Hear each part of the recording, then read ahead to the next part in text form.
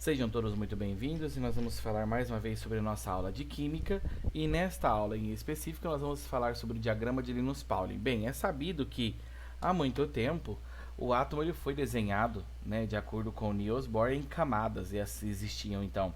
Um átomo ele pode ter até 7 camadas e essas camadas têm uma quantidade máxima de elétrons. Eu, portanto, que apresentava muitos problemas na hora de obedecer essa regra do octeto para fazer as ligações químicas. Não tinha jeito de você tirar, não tinha jeito de você fazer isso. Assim, então, Linus Pauling então propõe esse diagrama e que funciona muito bem e funciona perfeitamente e a gente consegue entender então como que os elementos químicos, os átomos, eles podem fazer ligações químicas então. Para a gente então começar a entender como que esse diagrama funciona, nós vamos entender primeiramente como que era o modelo de Niels Bohr. Era sabido já que as camadas elas não têm 2 elétrons, elas podem ter até. Esse até é importante. Então, nas camadas, são 7 camadas. Nas camadas K, L, M, N, O, P, Q, pode haver até 2 elétrons, até 8 elétrons. Então, cada camada, quanto mais longe do núcleo, maior seu número energético, né? Então, quanto mais longe do núcleo, o número vai aumentando, vai aumentando. E é claro que eu vou somando tudo isso, né? Então, se um elemento cabe lá na camada N, eu tenho que somar tudo isso daqui, né? Então, ele vai ter esse tanto de elétrons aqui. Agora, é sabido uma coisa também que eu vou dizer para vocês, é o seguinte. Se o elemento, ele tem, por exemplo, o hidrogênio na tabela periódica é o primeiro elemento, ele tem um elétron e um próton. Lembrando na regrinha que o número de prótons é a mesma coisa que o número de elétrons, né? Num átomo do seu estado natural, depois ele vai fazer ligações químicas para se estabilizar, como a gente já disse da regra do octeto que nós vamos ver mais pra frente. Então o número atômico ou o número de prótons, tanto faz, o Z, ele sempre será igual ao E, né? Então, se ele tem um elétron aqui, como é que eu distribuo ele? Na camada K, ele cabe até 2. Então, se ele tem só um, K1, pronto, acabou. Fim, é esse elemento, né? Vamos pegar o oxigênio que tem 8, então. Então, na camada K, eu tenho 2. De 2 para 8, ficou faltando 6. E esses 6 cabem muito bem dentro da camada L. Então, aqui dentro da camada L, cabe os 6. E a minha camada de valência, sempre que será a minha última camada, do nível mais energético, a camada de valência, será esse daí que a gente está vendo, certo? Só que esses elementos que são menores, mais pequenos, eles eram fáceis, então dava tudo certo quando a gente ia fazer as ligações químicas para aplicar na regra do octeto, estava certo. Agora, vamos pegar o elemento aqui, um exemplo, ferro 26. Da tabela periódica, o ferro tem 26 elétrons. Então a gente distribuiria assim, então, ó, K2, L8, então 2 com 8, 10, está faltando 16. Então, nós estamos na camada M. Na camada M, cabe até 18. Eu preciso de 16. Finaliza a camada M aqui. Está vendo que eu não posso pular a camada. Tem que começar desde a primeira. Assim sendo, acontece que eu vou precisar deixar essa camada em evidência, que é a de valência.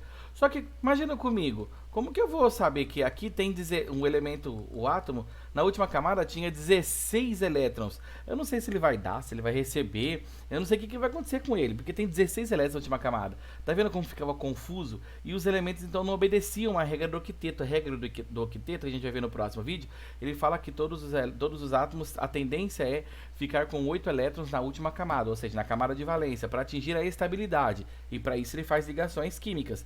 E aí, imagina, se ele está com 16, ele está sobrando 8. Será que ele tem que dar 8 para poder ficar estável? Então a gente não sabia se ele dava, se ele compartilhava, se era uma ligação covalente, iônica ou dativa, a gente não sabia disso. Então tinha esse problema. Daí então, Linus Pauling chegou e disse assim, ó, Carmo, meu filho, deixa eu ajudar vocês. Eu inventei aqui um diagrama aqui, porque o elétron, na verdade, ele tem essa eletrosfera e tem os subníveis da eletrosfera. Ele conseguiu ver isso. Então ele conseguiu decifrar então que existem 4 subníveis de energia, S, P, D e o F, nesta ordem.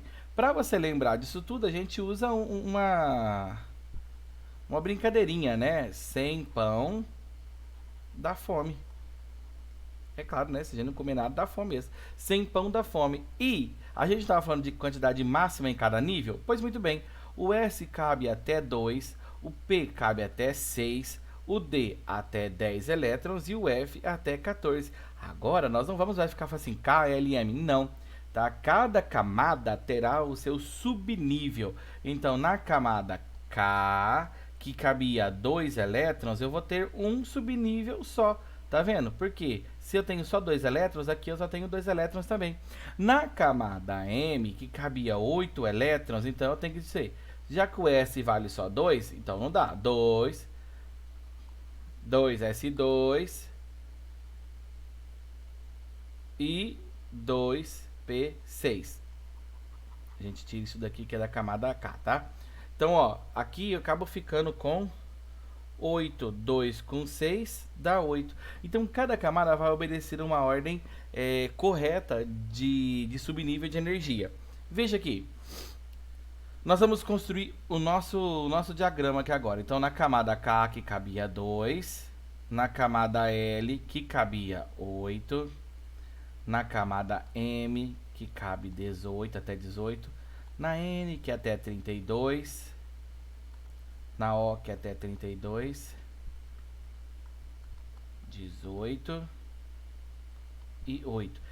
Ó, se vocês procurarem na internet, Linus Pauling, vai ter umas tabelas que aqui ainda, no Q, apresenta somente 2. Com a descoberta do elemento 118, da tabela periódica, precisaram aumentar essa quantidade aqui, ó. Ele tem um subnível a mais, então, né, para fechar certinho, deu certo. Então, aqui, ó, sempre no primeiro nível aqui, eu sempre vou construir... sempre no primeiro nível, então, do diagrama, eu vou construir sempre o S. Então, 1S, tá certo? Então, se é S, ó, aqui não é o nível 1, né? Camada 1, então é 1. Aqui na camada 2, camada 3, 4, 5, 6 e 7. Pronto, fechou. Aqui, sempre o primeiro vai ser S2. Sempre. Essa é a regra. Certo? Beleza. E agora? O que vai depois disso, então? Agora, 2P6. Por quê? Aqui que não tem 2P6? Nem... Não sei. Aqui só tenho 2 elétrons, então aqui eu só tenho 2 elétrons. Aqui eu tenho 8, então 2 com 6 dá 8. Fechou, aqui na L não vai ter mais nada. Só que aqui na M tem 18, então 3S2, 3P6, 3D10. 10 com 6 com 2, 18. Tá vendo como que o negócio funciona certinho? Aqui 3P6, 3D10 e 4F14. Agora, gente, isso é a regra, tá? O S é 2, o P cabe até 6, o D cabe até 10 e o F até 14. Como eles são iguais, aqui a gente repete, tá? Isso daqui, ó, é facinho para montar. Não há segredo nenhum, porque é só copiar e colar, é facinho. Perdão, aqui eu coloquei 3, mas é 6. 6 D 10 e aqui 7 P 6. Fechou, esse é o diagrama de Linus Pauling. Mas agora acontece que se você for ler ele como se fosse uma tabela, né, ou da esquerda para da direita para a esquerda, você vai continuar tendo o mesmo resultado, 2, 8, 18, e as camadas vai ficar com 10, com 6. Isso não pode acontecer. Já pensou você terminar de fazer uma distribuição e o átomo ficar com 14, por exemplo, com 10? Você não sabe se ele vai dar, se ele vai receber. Você não está entendendo nada. Então, para que isso aconteça, é um diagrama. E o diagrama, a gente não se lê ele como se lê uma tabela. O diagrama, a gente se lê ele na diagonal. 1S2, 2S2. 2P6, 3S2. 3P6, 4S2. 3D10, 3P6, 5S2. E aí, assim por diante. Você vai ler ele na diagonal, por isso que chamam diagrama. Vejamos aqui. Aí, tá certo? Olha só aqui que eu coloquei aí. Aqui está, então, o nome da camada. Aqui está o nome da camada. Epa. O nome da camada está aqui. O número da camada. E a quantidade de elétron que tem na camada. E aqui do outro lado, o diagrama está mostrando pra gente. Ó, terminou aqui, tem que voltar aqui, ó. Terminou aqui, vamos voltar aqui de cima. É essa sequência. Então, tenha sempre em mãos um diagrama feito perfeitamente assim, já cortado com as retas, para você não se perder. Se quiser melhor, aí fica mais fácil. Olha só, já vou deixar escrito a ordem de como se lê isso tudo, certo? Então a gente começa do 1S2, 2S2, 2P6, 3S2 e assim até terminar todo o diagrama. Ó, vai vendo. Não se esqueça, eu não vou ler